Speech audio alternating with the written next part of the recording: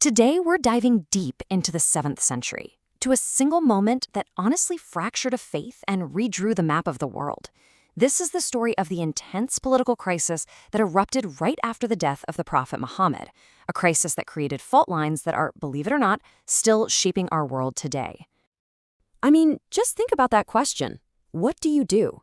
For the community that Muhammad built, this question ignited an absolute firestorm. This wasn't just about politics. It was a profound spiritual crisis. Who could possibly have the authority to lead? And maybe more importantly, how would you even decide that? And you have to understand, the stakes could not have been higher. The answers they came up with in those first few really frantic days and years, well, they didn't just solve a leadership problem.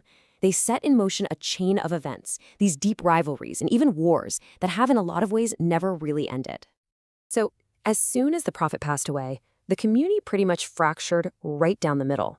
Two powerful and frankly completely incompatible ideas about who should lead next just burst onto the scene. And this disagreement, it forms the core of the entire conflict. Okay, so on one side, you had this idea of merit and consensus. It was a pretty pragmatic view. It argued that the community's leaders should get together and choose the most respected elder from the prophet's own tribe.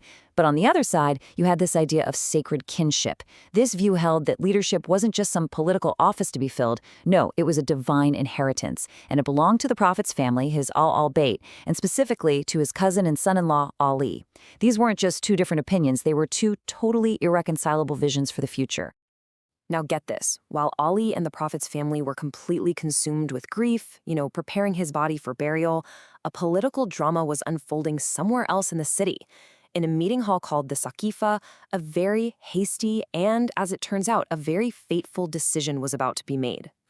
The speed and the sheer chaos of this moment is just staggering. First, the Ansar, the locals from Medina, they gather to elect their own leader because they're afraid they'll be sidelined. But then Abu Bakr and Omar, two of the prophet's closest companions, they get wind of it and they rush over. The debate gets really fierce, but Abu Bakr makes this powerful political argument. To hold all these different Arab tribes together, the leader had to come from the prophet's prestigious tribe, the Quraysh. Then, in this really decisive moment, Omar just grabs Abu Bakr's hand and pledges his loyalty. Others followed suit, and just like that, the course of history was set. This, right here, was the argument that won the day. It wasn't about divine right, it was all about political reality. What Abu Bakr was saying essentially was that only the prestige of the Quraysh tribe could stop the whole community from shattering into a million pieces. It was a statement of pure, hard-nosed politics. But here's the thing. In resolving one crisis, they pretty much created another one. Ali and his supporters, they were completely absent, busy with the prophet's funeral. So for them, this rushed meeting wasn't a legitimate consensus. It was a political coup that had robbed the prophet's family of their rightful place. The leadership question wasn't solved at all. It was just suppressed. So for the next 20 years or so, this tension just simmered right beneath the surface. Outwardly, the Islamic Empire was just exploding across the Middle East. I mean, it was one of the fastest conquests in all of history. But internally, that unresolved question of leadership was like a ticking time bomb. Let's just walk through this timeline really quick. After Abu Bakr, his successor Umar oversees this massive expansion. Then comes the third caliph, Uthman. And it's under Uthman that all the old grievances, mixed with new complaints about justice and wealth, they finally just boil over. This period of so-called unity ends not just in protests, but in the shocking assassination of the caliph himself by other Muslims. So, what went so wrong? Well, critics accused Uthman of basically favoring his own family, the Umayyads, by appointing them to all the most powerful and richest jobs. He even gave his cousin Marwan these hugely valuable lands. And people saw this not just as bad politics, they saw it as deeply unjust. It got so bad that even some of the most revered figures, like the prophet's widow Ayasha, started speaking out against him in public. The anger was everywhere, and it was real. The assassination of Uthman, that was the point of no return. The leader of the entire Muslim world had been killed by rebels from inside that same community. A line had been crossed that could never, ever be uncrossed. The unity, no matter how fragile it had been before, was just shattered. In the chaos that followed, Ali was finally named the fourth caliph. But his authority was challenged from day one.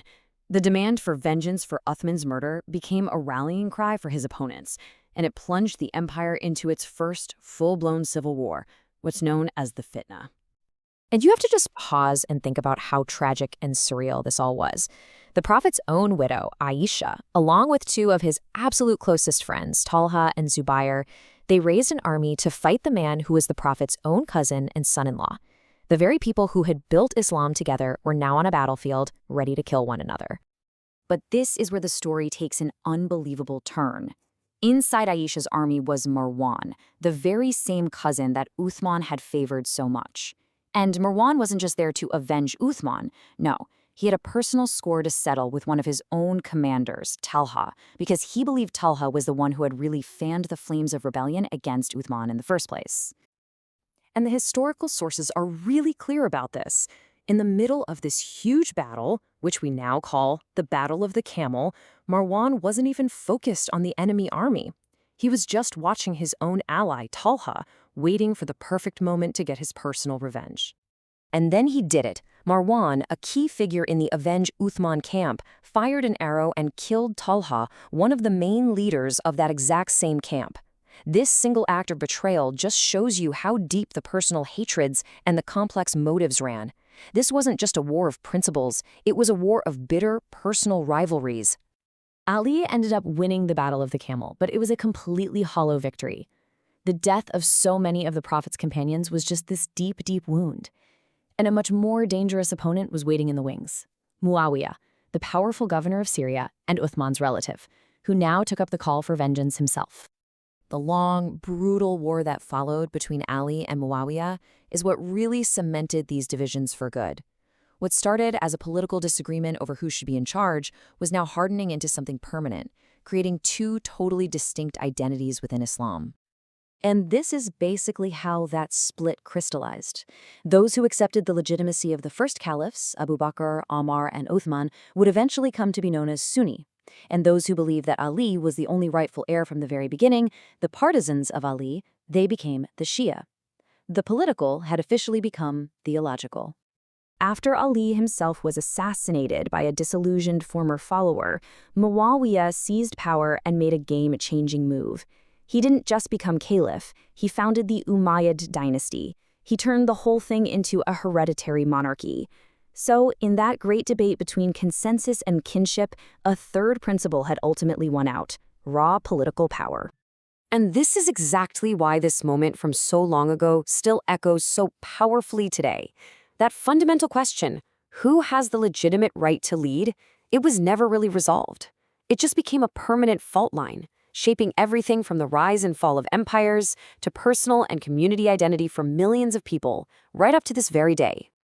You know, this isn't just ancient history. When you look at a map of the modern Middle East, when you look at its alliances and its rivalries, you are in so many ways looking at the long shadow cast by this very first civil war. So the question for us is, how does a crisis of leadership from 1400 years ago continue to define the world we all live in now?